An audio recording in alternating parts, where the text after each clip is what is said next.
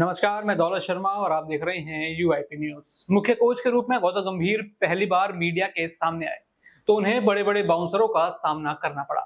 हार्दिक पांड्या को कप्तान क्यों नहीं बनाया, सूर्य को क्यों T20 कप्तान बनाया, संजू सैमसन और अभिषेक शर्मा कहाँ है, वो क्यों बाहर है, रविंद्र जडेजा का करियर वनडे कहाँ जा रहा है और विराट कोहली से रिश्ते कैसे हैं, ये लंबी लिस्ट थी और वो सवाल थे। हालांकि यहाँ हेड कोच गौतम गंभीर और चीफ सेलेक्टर अजीत अगरकर ने बड़ी चतुराई से हर सवाल का जवाब भी दे दिया। आज देखें कि प्रेस कॉन्फ्रेंस की वो 10 बड़ी बातें क्या रहीं और वो 10 बड़े सवाल क्या थे जो उनसे पूछे गए। सबसे पहला सवाल यहाँ पर हार्दिक पांड्या को ही लेकर पूछा गया। अभी इंटरनेट पर आप देख रहे होंगे कि लगातार ट्विटर पे एक चीज ट्वीट कर रही है, वर्ल्ड चैंपियन हार्दिक पांड्या या फिर जस्टिस फॉर पांड्या। ये जस्टिस उनको टीम इंडिया में दिलाया जा रहा है। जस्टिस क्यों दिलाया जा रहा है, सबसे पहले सवाल की बात करते हैं, फिर वो जस्टिस वाली बात पे आते हैं। यहाँ सवाल था कि क्यों हार्दिक पांड्या नहीं और सूर्य कुमार यादव बन रहे हैं कप्तान। इस पर अजीत अगरकर ने जवाब दिया। उन्होंने कहा कि हम चाहते हैं कि कप्तान ऐसा बने जिसे फिटनेस की समस्या नहीं हो, वह अधिक मैच खेल सके, यही वजह है कि सूर्य कुमार यादव को मौका दिया गया। अजीत अगरकर ने कहा कि सूर्य कुमार यादव को कप्तान बनाया गया क्योंकि वह योग्य उम्मीदवारों में से एक हैं, वह श्रेष्ठ T20 बल्लेबाजों में से एक हैं। आप ऐसा कप्तान चाहते हैं जो सभी मैच खेले। हार्दिक पांड्या की फिटनेस उनके लिए चुनौती रही है। यह बड़ा सदमा हार्दिक पांड्या और उनके फैंस को लगा होगा जब यहाँ पर घोषणा हुई कि सूर्य कुमार यादव T20 के नए कप्तान होंगे भारतीय टीम के, क्योंकि T20 वर्ल्ड कप में हार्दिक पांड्या वाइस कैप्टन थे। सबको ये लगा कि अब रोहित शर्मा तो रिटायरमेंट ले ली, कप्तान तो अब वो रहेंगे नहीं, तो अब हार्दिक पांड्या के पास ही ये बड़ी जिम्मेदारी आएगी। लेकिन जिम्मेदारी हार्दिक पांड्या के पास नहीं आई और सूर्य कुमार यादव को जिम्मेदारी दे दी गई। और एक सबसे बड़ा महत्वपूर्ण सवाल यहाँ पर यह देखा जा सकता है कि जय शाह और प्लेयर्स से कोच के रिश्ते क्या हैं। इसके ऊपर गौतम गंभीर क्या बोले, आपको बता दें। उन्होंने कहा कि हमारा प्लेयर्स के साथ एक ही जैसा रिश्ता है। प्लेयर्स और कोच के बीच प्रदर्शन के आधार पर रिश्ता होना चाहिए, ना कि निजी संबंधों के आधार पर होना चाहिए। जय शाह के साथ मेरे बहुत अच्छे संबंध है, गौतम गंभीर से ज्यादा जरूरी है भारतीय क्रिकेट की बेहतरी। फिर बड़ी चतुराई से गंभीर यहाँ जवाब देते हुए नजर आए। एक बड़ा सवाल जो यहाँ पर इंटरनेट में भी पूछा जा रहा था, जब टीम घोषणा हुई श्रीलंका दौरे के लिए, तो 2 युवा खिलाड़ी भारतीय बल्लेबाज उनकी बात हो रही थी, अभिषेक शर्मा और ऋतुराज गायकवाड़। आखिर वो ड्रॉप क्यों हुए, इसके ऊपर सवाल किया गया, तो इसका जवाब सामने आके अजीत अगरकर देते हैं। वो कहते हैं कि हर किसी को टीम में नहीं ले सकते। 15 प्लेयर की टीम को हम बैलेंस करना चाहते हैं। ऐसा नहीं है कि उन्हें मौका नहीं मिला। कोई जिम्बाब्वे गया और अच्छे परफॉर्मेंस में, तो यह अच्छी बात है, लेकिन जब पुराने प्लेयर्स वापस आते हैं तो कुछ को बाहर होना होता है। रिंकू सिंह को ही देख लीजिए, वह फॉर्म में थे लेकिन इसके बावजूद वह T20 विश्व कप में नहीं खेल पाए। रविंद्र जडेजा को लेकर भी एक बड़ा सवाल किया गया कि क्या रविंद्र जडेजा का करियर खत्म किया जा रहा है, क्या वो वनडे से बाहर हैं, क्या वो बाहर रहेंगे या फिर वो वनडे नहीं खेलने वाले, क्योंकि T20 से जड्डू खुद ही रिटायर हो गए।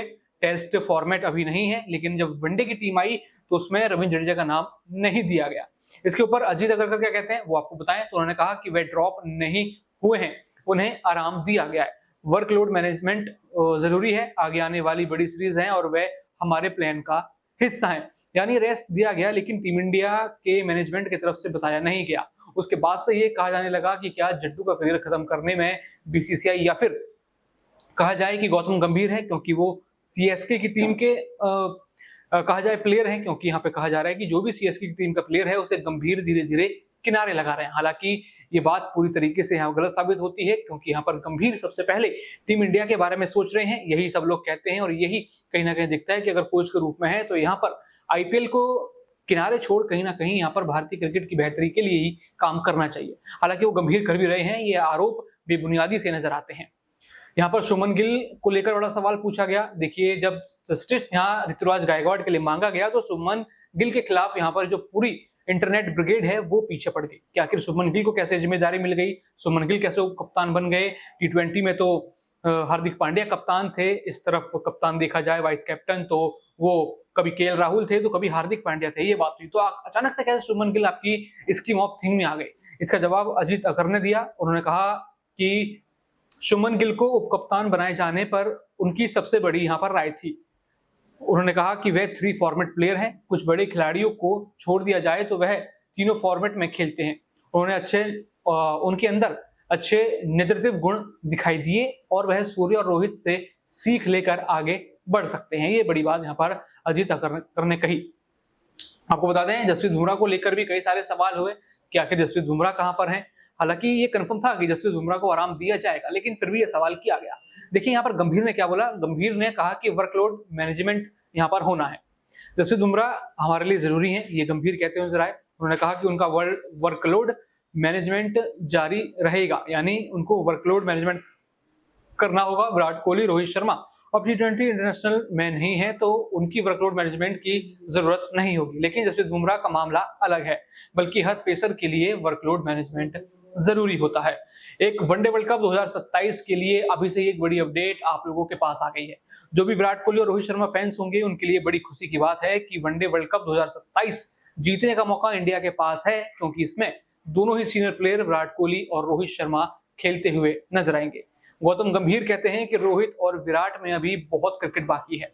अगर वह फिट रहे तो उम्मीद है कि 2027 का विश्व कप भी जीत लेंगे, लेकिन अभी तो अगले साल चैंपियंस ट्रॉफी है। यानी चैंपियंस ट्रॉफी तो यहाँ नजर में है ही, लेकिन साथ ही साथ 2027 का वो वर्ल्ड कप भी यहाँ पर गंभीर की नजर में है, जिसके बाद शायद जो उनका एक कोच का टेन्योर है वो खत्म हो जाएगा। आखिरी टेन्योर उनका 2027 में खत्म होगा, लेकिन यहाँ पूरी तरीके से फोकस 2027 के वर्ल्ड कप पर गंभीर का अभी से है। यानी गंभीर अभी से ही दूर की सोच रहे हैं। यहाँ पर गंभीर के साथ असिस्टेंट कोच का स्टाफ जुड़ा है। अभिषेक नायर और रियान उनके साथ नजर आएंगे। गौतम गंभीर ने बताया कि अभिषेक नायर और रियान टेंडोशेट असिस्टेंट कोच हैं। श्रीलंका दौरे पर साइराज बहुतोले भी साथ रहेंगे। यहाँ पर विराट कोहली और गौतम गंभीर के रिश्तों की बात की जाए तो उनमें काफी खटपट देखी गई है। 2013-2023 ये दोनों साल थे जहां वो आईपीएल में आपस में लड़ते हुए नजर आए, लेकिन 24 में ये जो गर्माहट है वो दोस्ती में बदलती हुई नजर आई, और उसी को लेकर एक बड़ा सवाल गौतम गंभीर से पूछ लिया गया, जिसमें गंभीर ने कहा कि विराट कोहली के साथ किस तरह का रिश्ता है वह इस पर टीआरपी के लिए कुछ भी नहीं बताएंगे, और ये मामला कोई टीआरपी का नहीं है। फिलहाल हम भारत का प्रतिनिधित्व कर रहे हैं, हम 140 करोड़ भारतीयों का प्रतिनिधित्व यहाँ पर करेंगे। मैदान के बाहर हमारे उनके साथ बेहतरीन रिश्ते हैं, लेकिन यह जनता के लिए नहीं है। यह महत्वपूर्ण नहीं है कि खेल के दौरान या बाद में मैंने उनसे कितनी बार बात की। वह पूरी तरह से पेशेवर हैं, विश्व स्तर के एथलीट हैं, और उम्मीद है कि वह इसी तरह से बने रहेंगे। यानी अपने और विराट कोहली के रिश्ते के ऊपर बड़ी बात गंभीर कहते हुए नजर आए। यहाँ पर उन्होंने कहा कि यहाँ पर हमारे बीच चाहे बात होती है या नहीं होती है, वो जनता के बीच बताने की जरूरत नहीं है। हमारे रिश्ते बाहर कैसे हैं, ग्राउंड पर अगर हम साथ हैं तो यहाँ पर भारतीय टीम के लिए काम करेंगे। आखिर ये खबर विराट कोहली की तरफ से भी आई थी कि यहाँ पर वो तैयार हैं अपने सारे पुराने गिले शिकवे मिटाने के लिए गंभीर के साथ, क्योंकि यहाँ पर नेतृत्व टीम इंडिया का करना है। शमी के ऊपर एक बड़ी अपडेट है। वर्ल्ड कप 2023 के बाद से ही शमी टीम में अवेलेबल नहीं है, उनकी फिटनेस कंसर्न है यहाँ पर। और यहाँ पर कहा कि यहाँ पर मैनेजमेंट की तरफ से क्या जवाब दिया गया। उन्होंने कहा कि उनकी गेंदबाजी शुरू हो गई है, पहला टेस्ट 19 सितंबर को है। हमेशा से ही यही लक्ष्य था कि उनकी वापसी टेस्ट मैच समय तक हो जाए, लेकिन यहाँ पर कहा जा रहा है कि अगर इंजरी कंसर्न हुई तो यहाँ पर उनको आगे भी शिफ्ट किया जा सकता है, लेकिन बांग्लादेश के दौरे से वो खेल सकते हैं। उन्होंने कहा कि क्या वह उस समय तक टीम में वापसी कर सकते हैं, इसलिए इसके लिए उन्हें यहाँ पर एनसीए से बात करनी पड़ेगी। यानी कई बड़े सवालों का जवाब यहाँ पर गौतम गंभीर और अजीत अग्रकर देते हुए नजर आए। जहां ऋतुराज गायकवाड़, हार्दिक पांड्या और अन्य खिलाड़ियों के बीच पेच पस रहा था, साथ ही साथ शमी कब लौटेंगे इस बात की भी चर्चा चल रही थी। विराट कोहली और उनके रिश्ते कैसे हैं, इस चीज पर चर्चा थी, और यार चर्चा पूरी तरीके से साफ हो गई है। पहली प्रेस कॉन्फ्रेंस थी गौतम गंभीर की टीम इंडिया के कोच के पद पर रहते हुए, और यहाँ पर कहीं ना कहीं बेहतरीन जवाब गौतम गंभीर ने दिए। हालांकि हमारे दर्शक क्या सोचते हैं वो भी ये बताएं इस प्रेस कॉन्फ्रेंस को लेकर, क्योंकि अभी भी यहाँ पर जो इंटरनेट की ब्रिगेड है वो अभी भी हार्दिक पांड्या और ऋतुराज गायकवाड़ और अभिषेक शर्मा के लिए जस्टिस मांगती हुई नजर आ रही है। लेकिन कहीं ना कहीं ये समझना होगा कि 15 खिलाड़ियों की टीम में आखिर कितने खिलाड़ी यहाँ पर भरे जाएं और किस तरीके से टीम कॉम्बिनेशन देखा जाए। आपको कैसा लगा यहाँ पर गौतम गंभीर और सिलेक्टर अजीत अग्रकर की प्रेस कॉन्फ्रेंस? कमेंट सेक्शन में जरूर हमें अपनी राय दें। बाकी और भी ऐसी खबरें जानने के लिए देखते रहें UIP न्यूज। धन्यवाद।